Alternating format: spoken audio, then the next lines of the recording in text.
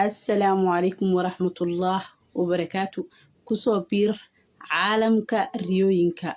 يعني عالمك ريوينكا مركي أنقلية هاي وهي فسيرات هدي أجعش هاي إنا أوقاتي ريوينكا معناه ده هورت الرياضة ووحي إلهي حقي سكا إيمانايا بقول كيبا كونتن ووحي كونتن كلنا مرمرك قاركيس وحلقة أبا إنه الشيطان يعني وحقوق قايرو marka haddii aad jeceshahay inaad maxallaha riyooyinka aad kala barato dee followna soo dheh youtube meesha saaran subscribe-ka dhac noogu sii share gareynta iyo dhiirigelintan waa xaggiina. Riyada ayaan gudagalaynaa. Riyadan waxay kuu ishaaraysaa ama ay kuu sheegaysaa haddii aad maxalladahayo uur yacni aadan maxallahayo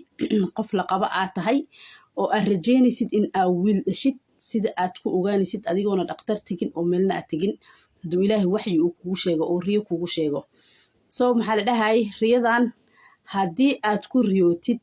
nin oo ninkaada aadan u ahayn yacni nin kaleeto cusub asagoo markasta maxaa la dhahay kula jooga ama adigoo guursanaya xitaa nin cusub adigoo guursanaya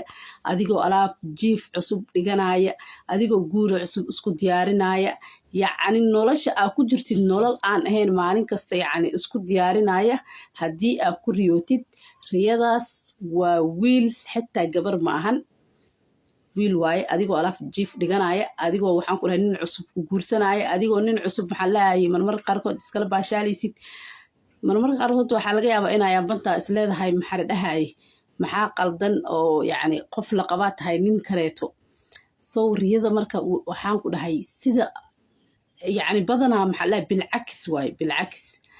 marka riyadaas haddaa ku riyootid يعني waxaa lagugu bishaaraynayaa uur oo wiil ah inuu ilaahay maxaa la dhahay ku siin doono haddii aadan lahayn haddii aad leedahayna uurkaada uu wiil yahay.